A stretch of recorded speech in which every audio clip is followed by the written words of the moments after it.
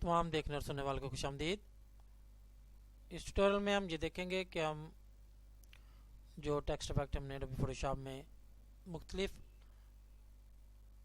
Files में मुख्तलिफ tutorials में हमने अप्लाई करना सीखे हैं टेक्स्ट पर, वो हम उर्दू टेक्स्ट पर भी अप्लाई कर सकते हैं। लेकिन इन पेज से जो उर्दू मैटर है हम एडोबी फोटोशॉप में किस तरह से ला सकते हैं वो हम इस ट्यूटोरियल में देखेंगे। उर्दू से टेक्स्ट उर्दू का इन पेज से एडोबी फोटोशॉप में लाने के हमारे पास दो तरीके होते हैं, एक डायरेक्ट मेथड और एक इनडायरेक्ट मेथड। डायरेक्ट मेथड में हम क्या करते हैं, अगर हमारे पास कोई एक आध लफ्ज़ हो तो हम उसको डायरेक्ट इस तरह एडोबी फोटोशॉप में ला सकते हैं कि उसका जो बैकग्राउंड है वो भी हमारे पास जब आएगा फोटोशॉप में तो उसका बैकग्राउंड साथ नहीं होगा और हमें उस पर बैकग्राउंड रिमूव करने की ज़रूरत नहीं पड़ेगी। लेकिन जब कोल्ड्रा से हम लेकर आते हैं एक्सपोर्ट करके जेपीजी फॉर्मेट में या किसी फॉर्मेट में, तो हमें उसका जो साथ वाइट बैकग्राउंड आता है वो हमें रिमूव करना पड़ता है। वो हम कैसे रिमूव करते हैं और क्यों रिमूव करते हैं वो हम इस ट्यूटोरियल में देखेंगे। पहले हम डायरेक्ट मेथड देख लेते हैं। ये इन पेज में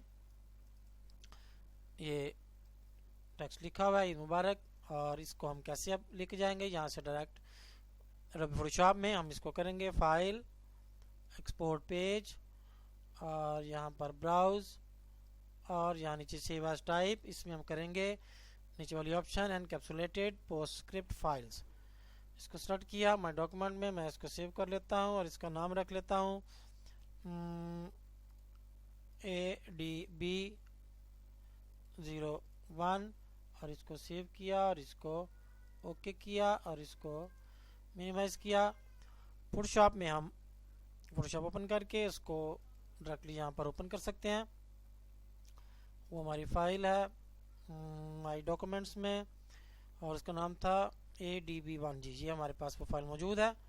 इसको हम ओपन करेंगे और इसको ओके किया और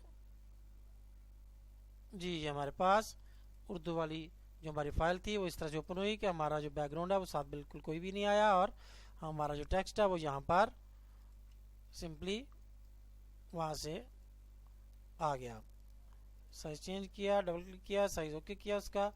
लेकिन अब देखें कि मैंने इसका साइज चेंज किया है तो अब इसकी जो रेजोल्यूशन है वो थोड़ी ख़राब हो गई है और इसका जो पिक्सल है देखें कि अब हमें वो जिसके एजेस हैं वो क्लियर नज़र नहीं आ रहे जिस तरह के पहले शार्प थे। लिहाजा वहाँ से इसका साइज़ हमें 80 या 90 हमने इस टाइम उसका साइज़ रखा हुआ था।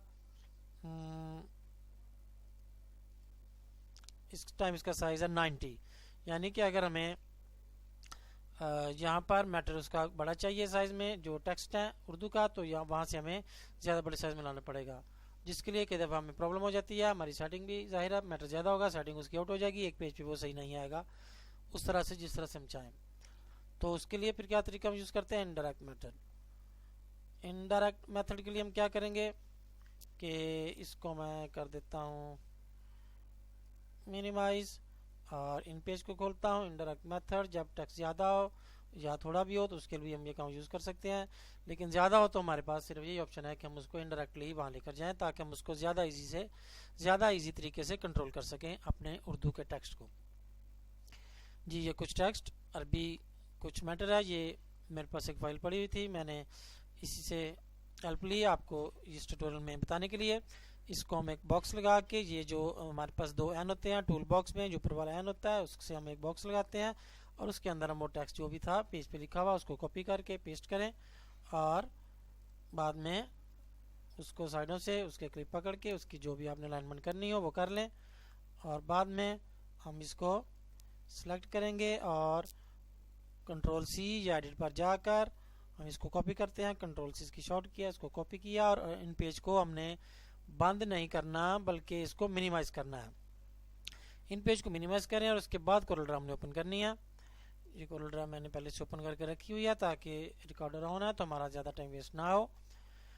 जी यहाँ पर हम आएंगे तो ये हमारा ये क्लिपबोर्ड की जो पेस्ट की ऑप्शन है ये एक्टिवेट है, इसको प्रेस किया तो हमारे पास वो सारा मैटर यहाँ पर पेस्ट हो जाएगा। जी वो आ गया हमारा मैटर और वो सिस्टम सेलेक्टेड है तो ये लॉक देखा कि ऑन है, तो इसको मैं करता हूँ 5 इंच और इसको ये मैटर आ गया। इसको पहले तो हम करेंगे कर्व, कंट्रोल Q, ताकि हमारा जो फॉर्मेट है हमें यहाँ पर तंग ना करे। वैसे तो हमने इसको एक्सपोर्ट करना था, हम डायरेक्टली भी वहाँ जा सकते थे, लेकिन बहरहाल मैं चूँकि जब भी इन पेज में लाता हूँ पहले इसको कर्व कर लेता हूँ, इसलिए मैंने यहाँ भी इसको कर लिया इस तरह से। जिसमें कलर हम करेंगे ब्लैक और साथ ही आउटलाइन भी इसकी ब्लैक हेयर लाइन। हमने क्योंकि ये हम जब कोरल ड्रा वाली सीडी में प्रिंटिंग पॉइंट ऑफ व्यू से ये काम देखेंगे तो वहाँ पर मैं आपको बताऊंगा कि किस तरह हमने ये इसको क्यों आउटलाइन ब्लैक लगाई और किस साइज़ की लगाई, जो कि इस सीडी के रिलीज़ होने के बाद इंशाल्लाह ताला जल्दी उस पर भी काम शुरू होगा और उस 1.5 से 2 माह के अंदर वो भी फरवरी के एंड या मार्च के मिड तक इंशाल्लाह ताला वो भी मार्केट में मैं कोशिश करूँगा कि इंशाल्लाह ताला ज़िंदगी रही तो वो भी आपके लिए तैयार करूँ और मार्केट में आ जाए 1.5-2 माह के अंदर इस सीडी के रिलीज़ होने के बाद। जी ये हमारे पास मैटर आ गया। अब इसको हमने एक्सपोर्ट करना है तो हम इसके गिर्द एक बॉक्स लगा लेते हैं ताकि वहाँ पर हम इसको जो इसके एजेस हैं वो हमारे डिस्टर्ब ना हो, वरना उसी साइज़ की जब फाइल आएगी तो वो हम उसको साइड से जो उसका शेप है लफ्ज़ों की हो सकता है ख़राब हो जाए।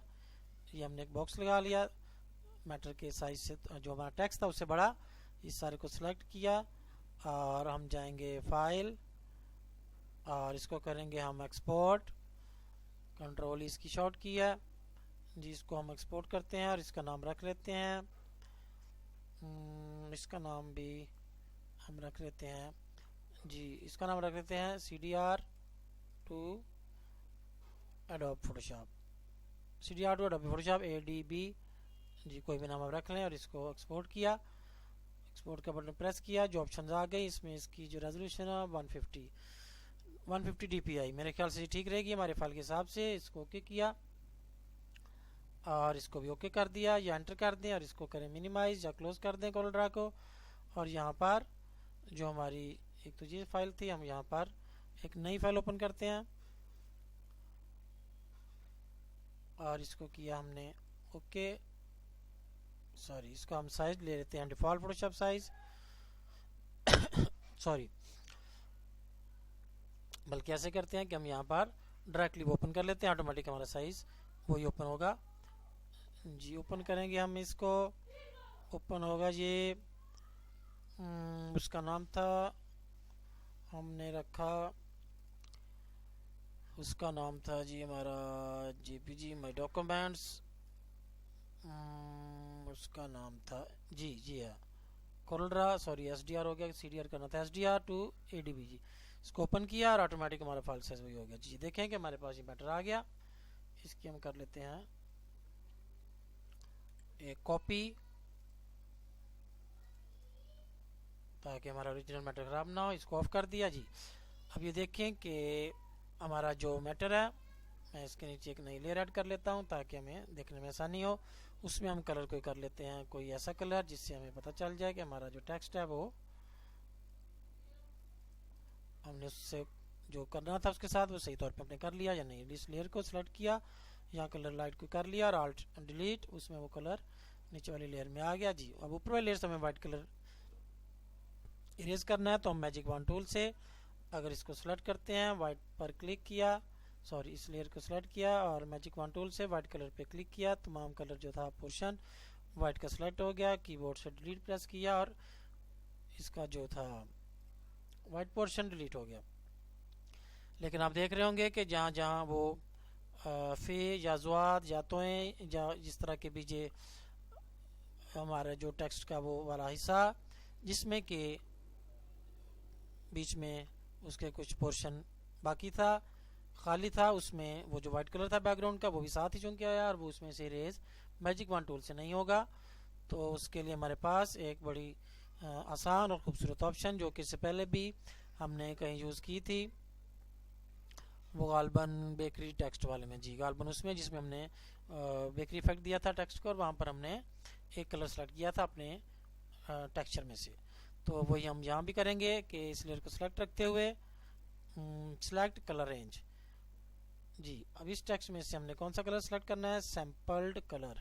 इसमें से हमें ब्लैक या वाइट, हमारे पास दोनों ऑप्शन हैं, हम ये वाइट सेलेक्ट कर लेते हैं और सिलेक्शन, और इसको हम करते हैं सिलेक्शन प्रीव्यू में देख लेते हैं कि हमारा जो जी देखें छोटे छोटे डॉट आपको नज़र आ रहे होंगे, ये सारा हमारा वो वाइट मैटर है। और इसको हम प्रीव्यू करते हैं नन, और इसको किया ओके। जी आप देखें कि हमने जैसे उसको ओके किया, जहाँ जहाँ भी वो उसके अंदर वाइट एरिया था वो हम सेलेक्ट हमने कर लिया इस टूल की मदद से, सेलेक्ट पर जाकर कलर रेंज से। जी अब हमने इसको क्या करना है कि कीबोर्ड से डिलीट का बटन प्रेस कर दें, और हमारा जो काम था वो हो गया मुकम्मल। कंट्रोल डी, सिलेक्शन हमने की ख़त्म। और जी आप देखें कि कितना हमारा जो बेहतरीन रिजल्ट था वो हमारे सामने आ गया। सिंपली हमने सेलेक्ट पर जाकर सेलेक्ट कलर रेंज है उस कलर को सॉरी वाइट कलर को वहाँ से सिलेक्ट किया, और जितने भी छोटे छोटे एरियाज थे वो सारे उससे सिलेक्ट हो गए, और हमने उनको कीबोर्ड से डायरेक्टली डिलीट कर दिया। वरना अगर हम मैनुअली करते उसको जूम इन करके मैजिक वन टूल से एक एक पोर्शन को सिलेक्ट करते और डिलीट करते, हमारा काफ़ी टाइम उस पर बिला वजह का वेस्ट होता। और इस तरह हमने एक ऑप्शन से कम वक्त में वो काम कर लिया। ये तरीका जो दूसरे नंबर पर मैंने इस्तेमाल किया, इन पेज से कोलोड्रा से अडोबी फोटोशॉप। इसमें हम जो इसकी अलाइनमेंट है, इसकी सेटिंग है, मैटर की टेक्स्ट साइज है, हर चीज़ को, और इसकी खास तौर पे जो असल काम है कि रेजोल्यूशन, जिसको हमें ध्यान में रखना चाहिए अपना काम अच्छे रिजल्ट में देने के लिए, कि रेजोल्यूशन इसमें हमारी बड़ी अच्छी आती है काम की।